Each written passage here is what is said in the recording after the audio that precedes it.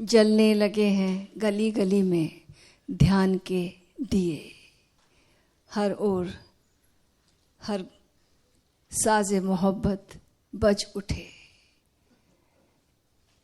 दिल के नगर को खूब सजाया है आपने, ओशो गले से हमको लगाया है आपने, रोते हुओं को पल में हंसाया है आपने।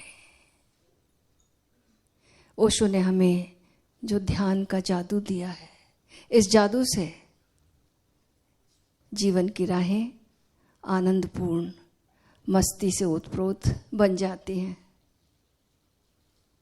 अभी हम जो समाधि के सप्तद्वार में एक एक द्वार में प्रवेश कर रहे थे, तो आज अभी का जो द्वार है वो है ध्यान। छठवां द्वार जो है वो ध्यान है। ध्यान की कुंजी से समाधि का ताला खुलेगा। तो ध्यान के बारे में जब तक हमें समझ ना हो जाए, तब तक ये यात्रा एक ही जगह गोल गोल घूमती रह सकती है। समझ बहुत जरूरी है ध्यान की। ऊर्जा का ऊर्ध्वगमन ध्यान के लिए आवश्यक भूमिका है। ऊर्जा का ऊर्ध्वगमन हुआ, हमारी जो ऊर्जा, हमारा जो ध्यान, हमारी जो चेतना बाहर इन्वॉल्व्ड है, वहां से लौटी, विड्रॉ हुई, स्वयं पर लौटी और ऊर्ध्वगामी हुई। अंतर्गामी ऊर्ध्वगामी एक ही बात है। अब यहां पर योग, हठ योग और ज्ञान मार्ग, ये दोनों अपनी अपनी बात कहते हैं और एक दूसरे के विरोध में जाते हैं। हठ योग कहता है कि कुछ विधियां करो, कुछ ऊर्जा को जगाओ, कुछ प्राणायाम करो, कुछ आसन करो, ताकि तुम्हारी ऊर्जा जागे और ऊर्ध्वगामी हो। उसकी सारी टेक्निक योग देता है, हठ योग देता है। जब तक ये नहीं होगा तब तक हम अपने भीतर ठहर नहीं पाएंगे। जब तक नीचे के चक्रों में ऊर्जा है, हम कितना भी लड़ें, काम क्रोध लोभ मोह ईर्ष्या द्वेष से संभव नहीं है। तो हठ योग इस पर जोर देता है कि अपनी ऊर्जा को हम ऊर्ध्वगामी करें। कई टेक्निक्स हैं, बंध की टेक्निक है, मुद्रा की टेक्निक है, प्राणायाम की टेक्निक है, आसन की टेक्निक है। लेकिन ज्ञान योग, सांख्य योग ये कहते हैं कि ये सब की कोई जरूरत नहीं है। कृष्णमूर्ति कहते कोई विधि की जरूरत नहीं, कोई चीज की जरूरत नहीं है। अपनी होश पूर्ण हो जाओ, बस ऊर्जा अपने आप आ जाएगी ऊपर। तुम होशपूर्ण हुए, तुम साक्षी हुए, ऊर्जा ऊर्ध्वगामी हो जाएगी। हमें कुछ करना थोड़ी पड़ेगा। हठ योग कहता है कि जैसे हम पानी को पुश करें, किसी पंप के द्वारा ऊपर की ओर पुश करें, तो ये टेक्निक देता है। और सांख्य योग कह रहा है कि हम एक वैक्यूम बना लें ऊपर, तो पानी अपने आप ऊपर आ जाएगा। वो वैक्यूम क्रिएट करो, होश से, साक्षी से वो वैक्यूम क्रिएट करो, ऊर्जा सहस्त्रार पे आ जाएगी। और दोनों एक दूसरे को काटते हैं, विरोध करते हैं। लेकिन ओशो ने हमें पहली बार वृहद मार्ग दिया। वो कहते दोनों करो। सीधे आज हम विपस्सना बैठकर सीधे सांख्य योग में हमारी मानसिक कवायद ही रह जाएगी।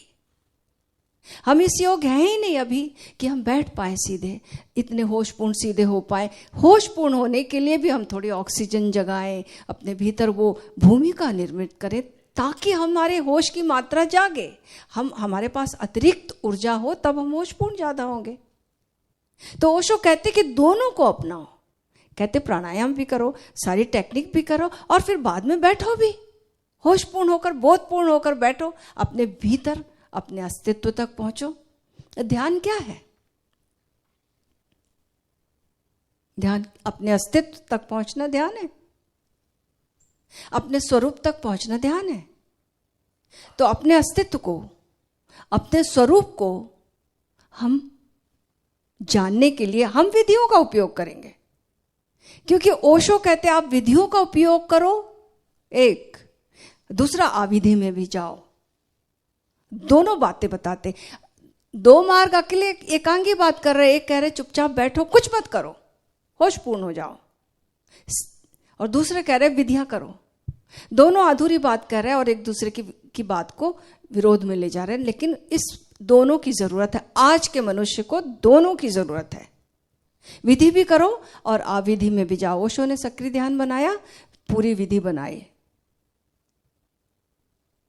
सक्रिय ध्यान के बाद वो कहते हैं अब विपस्सना में बैठो। अब सक्रिय ध्यान के बाद 3 चरणों के बाद हु करने के बाद अब कहते हैं अब साक्षी हो जाओ, अब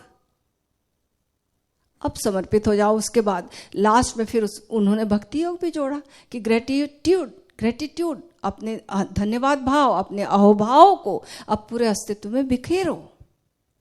तो उन्होंने जो मार्ग दिया है हमें, सारे मार्गों का एक सार दिया है कि हम तो देखो एक मनुष्य हैं हम, और हमें सब चीज़ों की ज़रूरत है। तो हर एक चीज़ का उपयोग करके एक उन्होंने जो वृहद मार्ग दिया है, मन को अपनी ज़रूरत है, शरीर को अपनी ज़रूरत है, विधि की, भावनाओं को अपनी तरीके की ज़रूरत है, और फिर आत्मा तक जाने के लिए अपने रास्ते हैं। जाना नहीं पड़ता, हम वहाँ पहुँच जाते। बैठ जाएं चुपचाप तो, कुछ ना करें तो, लेकिन उस कुछ ना करने की अवस्था में और बोधपूर्ण बने रहें, पूरे होशपूर्ण बने रहें, उसके लिए विधि की ज़रूरत ओशो ने जोड़ी है। तो आज हम जो विधि करेंगे वो मंत्र योग की विधि करेंगे। मंत्र योग क्या कहता है? अपने अस्तित्व तक जाने के लिए मंत्र योग बताता है कि आपकी जो अस्तित्व की परतें हैं, वो पहली परत जो है वो शरीर की परत, पहली जो परत, जैसे मैं आपसे बोल रही हूँ, ये बोलना मेरा, ये जो शब्द जोर जोर से बोल रही हूँ आप तक जा रहे, इसको वो कहता है बैखरी, हमारे अस्तित्व की पहली परत है।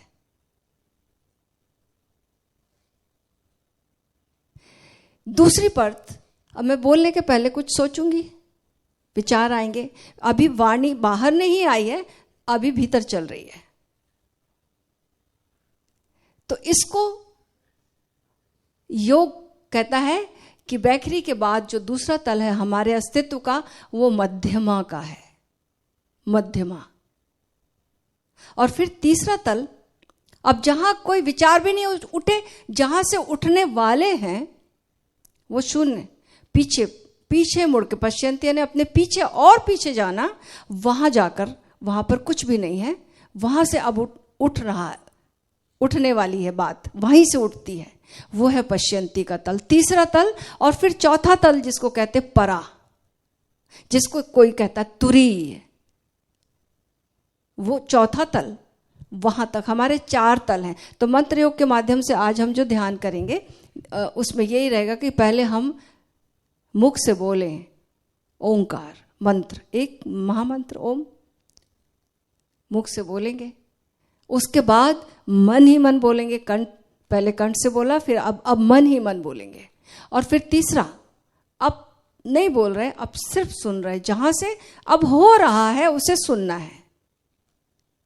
और फिर चौथा तल, बस उसमें लीन हो जाना है, वहां पर केवल श्रवण बचता, न श्रोता बचता है, न श्रव्य बचता है, केवल श्रवण बचता है। वहां शून्य, उस शून्य अवस्था में, वहां जहां से कि सब चीज की उत्पत्ति हो रही, वो हमारा अंतिम तल है। वहां तक पहुंचने का नाम ध्यान।